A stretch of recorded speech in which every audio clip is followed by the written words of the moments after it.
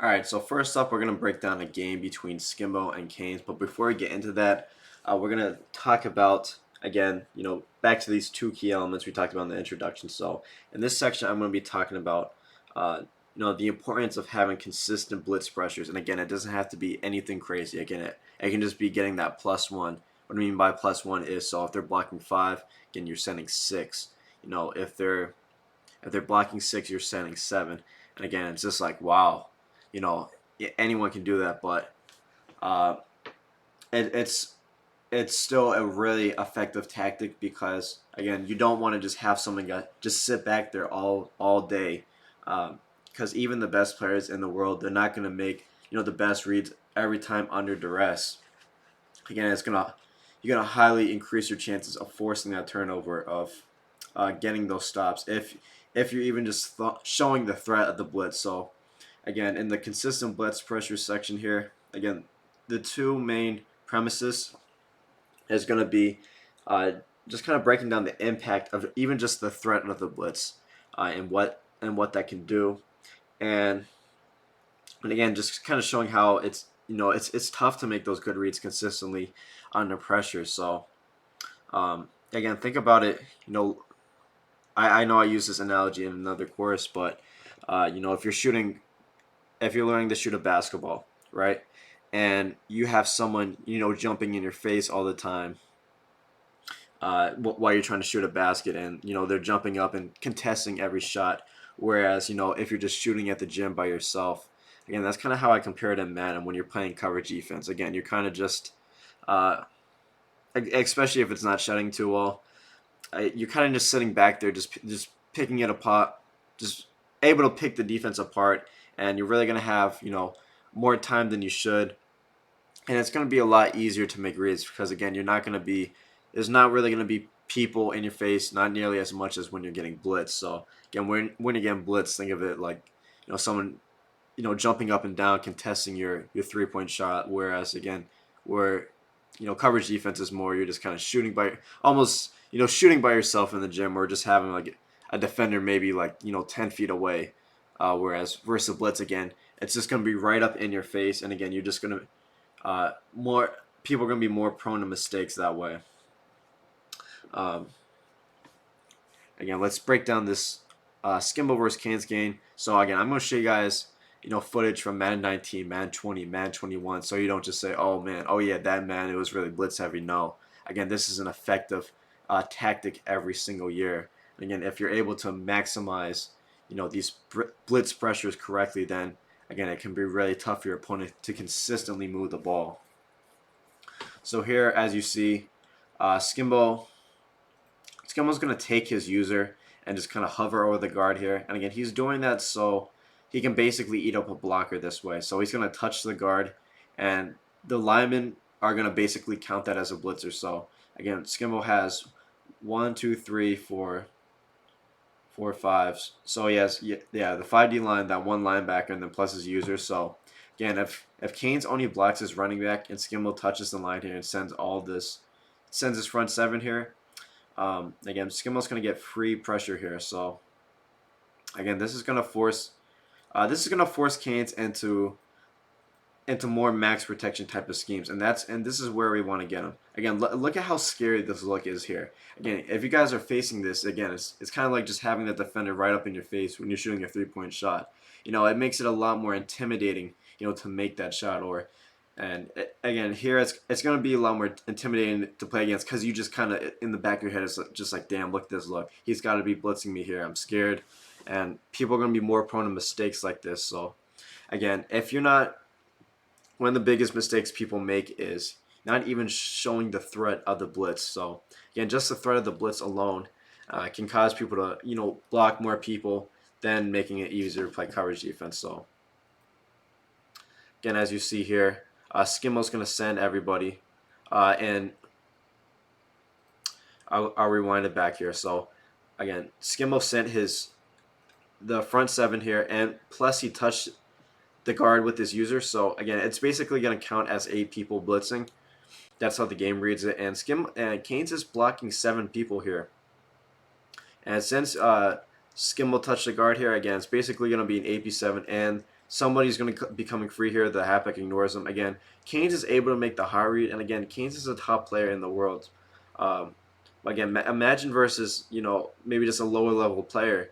They're not going to be able to make the reads consistently. Even Canes is not going to make the best read every time. He's going to do it at a higher clip compared to low level players. But even then, it's just like it's also it's altering his gameplay here. So again, this is what we talk about of how just the threat of the blitzes can impact, alter someone's play call. So just showing this look here from Skimbo, as you see, Canes is only sending 3 people out in a route. Again, it's because he's thinking of the pressure. Again, he's looking at this look and he's like, man, he's got to be sending pressure here. And you're gonna see Canes, play a little scared here, and he's just gonna try to pick up. He's just really looking to pick up the pressure because of how scary this look is. And again, the benefit of this is if Skimmo is able to properly mix in the right coverages, again, it's going to be so much easier to play defense because then if you're only playing defense versus 3 people on the route, again, that's just mathematically it's just going to be a lot easier than trying to defend 5 people on the route here. So again, my kind of theory is we want to be playing defense, or we want to be trying to anticipate coverage defense, runner coverage defense versus a max protection scheme. Because again, we want to have like 8-9 people in coverage, just 3 people on a route. Again, our defense has a favorable advantage every time. Whereas if we're trying to defend 5 people on a route with maybe like 8 in coverage, it's going to be a lot tougher to play defense. And again, this is basic math right there. Again, nothing. Nothing game altering right there. So again here, the problem with Skimbo here is, again, he's not really disguising the pressure, or he's not really mixing it up too well. Again, he's just Skimbo's just kind of been all pressure here, and again, Canes is expecting that pressure because of this look, this aggressive 8 people in the box look, 7 people in the box look. And again, he's just max protecting every time. He knows Canes is not sending extra people out on routes here. So what you'll see in other videos or other case studies is kind of the benefits of playing coverage as well. So again, let's go to another MCS game here. So again, this is the Madden NFL 20 Bowl. Again, biggest tournament of the year at the end. And again, if you want to say, oh man, it was just Madden 19, yeah, the scheme worked then. No, this is this is a constant theme that comes around year to year. So again, let's show Mills versus Pavon. Again, Pavon, one of the best offensive players in the world. And again, he's going to be playing versus the same type of look from the Canes game, where again, everybody's up in the box, just in his face.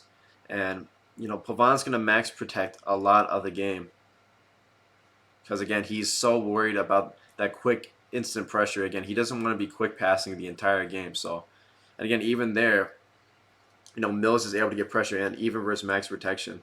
Again, this will do wonders for your defense, because again, once you start dropping back into coverage, again, now you have them. The offensive player is so worried about the blitz. You see them blocking all those extra people, that when you drop back in the coverage, again, it's going to be so much easier, because again, a lot of the times you're only going to be playing versus 3 people on a route. Again, you want to be dropping 8 to 9 in the coverage versus only 3 people on a route every time. So again, look at Pavon here. Look at how many people are in the box. Look at how scared he's playing. Again, Pavon is one of the best offensive players, and again, he's only sending 2 people out on a route here.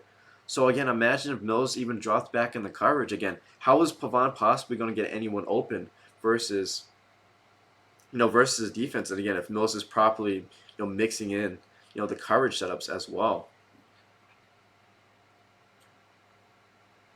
Again here, Pavon only sending 2 people out on a route, and again got really, really fortunate with this catch here. But I hope you guys are kind of starting to see the trend here, where again, even the best players, they're gonna play a bit scared on offense, and they're gonna block those extra people when they see these heavy blitz looks. So again, if you guys are not,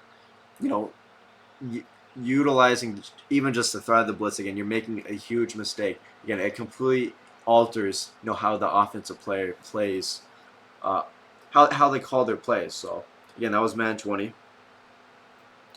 Now let me go to, again, this is Madden 21 here. Again, it's going to be the same story here. Again, Clef. Again, he's showing the blitz look here. Again, he has, kind of eight people in the box here, and this the show blitz look out of Overg, and again, this is kind of the effect that pressure can have. And even though the pressure didn't fully come in here, look, it just kind of speeds up Danny's decision making as well. Again, Danny is a good Madden player. Again, one of the better Madden players in the entire world.